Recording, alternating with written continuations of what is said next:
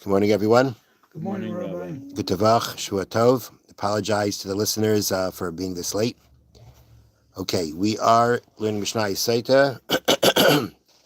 Parak Vav, chapter 6, Mishnah Beis, Mishnah 2. Okay, so the previous Mishnah, we spoke about how, in order to establish that a woman went into seclusion after her husband warned her not to, so we had a machlekes, we had an argument in the Mishnah according to Eliezer. Anybody can tell him that she went to seclusion, and that would make her forbidden to him and start the process of making her drink the bitter waters if he wanted to do that. Yeshua says that the only way that you're going to actually be able to completely, fully establish that she's a Sotah with all the process, with everything involved, is with two witnesses. Now, Amar Eid Echad, one witness came and testified, Ani Re'isiya Shenitmes, I saw that she actually became impure. That means I saw that when she went to seclusion with this guy, that she actually committed adultery with him. Okay? Now, says the Mishnah, Lo haisa shaisa. She does not drink. Lo oid, not only that, says the Mishnah. You have the place? You got it? Oh, you got it. Well, no, the wrong parrot. Sorry, it's the wrong place completely.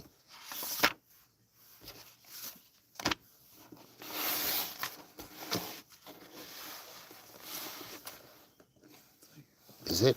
No.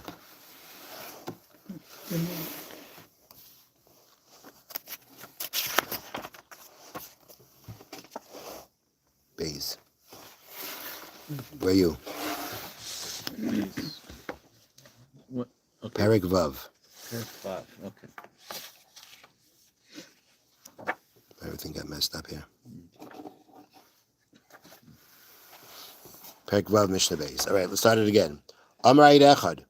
One witness said, Ani Re'isiya Shenitmes. I saw that she committed adultery. That means we're continuing off the case where the woman was warned not to go into seclusion. She went into seclusion.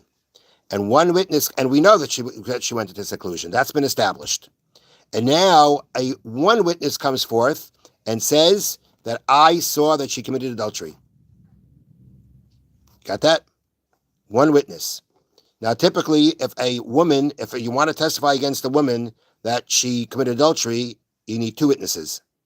However, in this case, where she already went to seclusion, and things are already leading to say that she committed adultery, now even one witness is going to be believed to say that she committed adultery. Same one?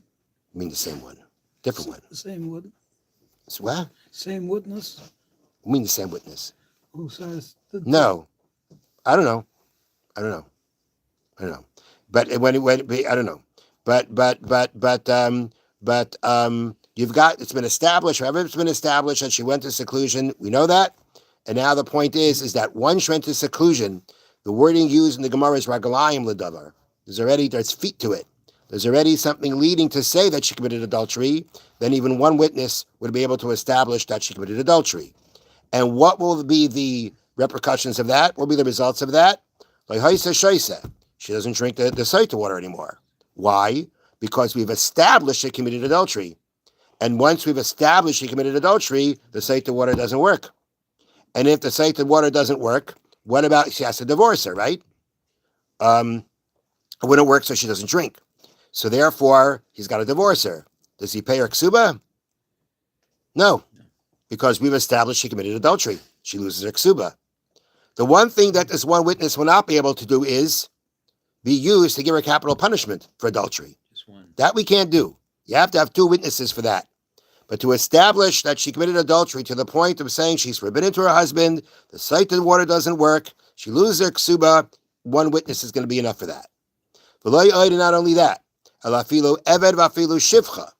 say the witness who comes forth to say that she committed adultery was a slave or a maidservant. People who are typically not valid witnesses. They are going to be believed, even to invalidate her, even to cause her to lose her ksuba. Because when the Torah tells us that, and we're going to soon learn the source of where we know this from, that the one witness can help in this kind of situation. But but the Mishnah is saying that it does help. And once the Torah says that one witness helps, we understand that one witness helps means that even a witness meaning one witness also isn't a valid witness typically. But if the Torah is already allowing one witness to work, then all the other invalid witnesses are also not going to be able to work, or will be able to work, such as a slave and a maidservant. Now they bring down here in the notes, interestingly, and work means work to just like a regular one witness. She's forbidden to her husband. She can't drink the water. She'll use a ksuba, as the Mishnah says outright, even for her to lose her ksuba. Now the Mishnah is stating that outright, that even to make her lose her ksuba because of the next part of the Mishnah. But before we get to that, they bring here from in the bottom of the notes that even in this case, though, the testimony of a sinner is rejected because sinners cannot be trusted. You see, if somebody, let's say, is a rasha, they're a sinner, because they're a sinner, they're established as a rasha, as a wicked person. They're also invalidated for being a witness. That will not help here. Even though she went to seclusion, that kind of witness, if you're invalidated because you're a sinner, you're not going to be trusted. You're not going to be accepted. And the difference between one witness and the slave and the maidservant and the sinner is because the reason why the woman is not accepted, the reason why a slave is not accepted, a maidservant not accepted, one witness not accepted, is not because we don't trust them. It's not a question of not trusting. It's basically not enough. These are not kosher witnesses. The Torah says these witnesses don't work. Not because we don't trust them, they don't work. If you're a sinner already, then the problem there is we can't trust you. That's why you're invalidated, because we can't trust you. And the problem is that we can't trust you, then we're not going to trust you here either. Just even though she went into seclusion, we have the reglayim l'davar, we have, the circumstances that are leading towards that. If the witness is a sinner, they would not be accepted. Now, what I have a question about, and I don't have an answer, is how about a relative? How about a relative? Oh, yeah. A relative can't be a witness. Mm-hmm. How about here? Now, we're going to learn about some relatives very soon that cannot be trusted.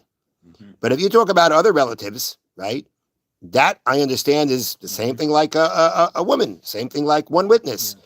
They're not valid. So would they be trusted here? Could they work here? I don't know. It doesn't say. It doesn't say. I just don't, no one says it, so I don't know. And the truth is also, the Mishnah mentions even a slave, even a maidservant. That's not to the exclusion of a woman, of just, any woman. A woman would be kosher here too. But here are some women that will not be accepted, or not fully accepted. So for instance, Chamaisa, let's say this woman who's a Sotah, her mother-in-law comes and says that I saw her commit adultery. Uvas Chamaisa, or the daughter of her mother-in-law, which means her husband's wife, her sister-in-law. V'tzarasa, her co-wife. The guy has two wives.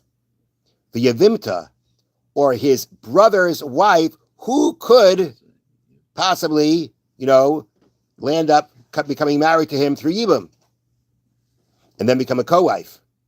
Ubas Baila, or the daughter of her husband, her stepdaughter. Hare elu nemonos, they are believed. Now, very often, let's say, for instance, there's a halacha that we had in Yavamis a long time ago, that if a husband leaves his wife, goes out on a far trip, Medina Sayyam, goes to a foreign land, and one witness shows up and says he died, can she get married? Yes. She can get married based on that one witness. But if that one witness is any of these five women, we don't accept that, because there is this assumed animosity that exists between these people at a certain level, and because of that, we cannot trust them. They have an ulterior motive. Possibly. Well, whatever it is, ulterior motive, or just don't like the other person, they want to get at the other person. In some cases, it isn't a real ulterior motive, like a co-wife. But a daughter-in-law, that's more like some kind of attention of sorts. Yeah. So in that case, they would not be trusted. Here, though, we say like this: Harei nemanos, they are believed. These people we will, different than a sinner, these people we will accept what they're saying, to say that she forbidden to her husband, and she won't drink the Sotah water. But we will not take the ksuba away from her. Based on these people's testimony, we will not say that we have it established enough to say that, we look at this, it's her fault, and she loses her ksuba. She will not lose her ksuba. Ela shalos tishta, just that she will not drink, which means she'll remain forbidden to her husband. So the Mishnah works in levels here. You've got, witnesses are typically not kosher witnesses that can establish that she committed adultery, the woman who went to seclusion, and will have the full repercussions of that. Forbidden to her husband, can't drink, lose her ksuba. Then we have right, and that includes one witness, and includes a slave, includes a maidservant, and then you have, the Mishnah then goes into the next level, which are those who can be trusted to forbid her to the husband, not allow her to drink, but not lose her ksuba, and these are these 5 women that that very often we do not trust the testimony about her. Have a wonderful day. Thank you, Rabbi.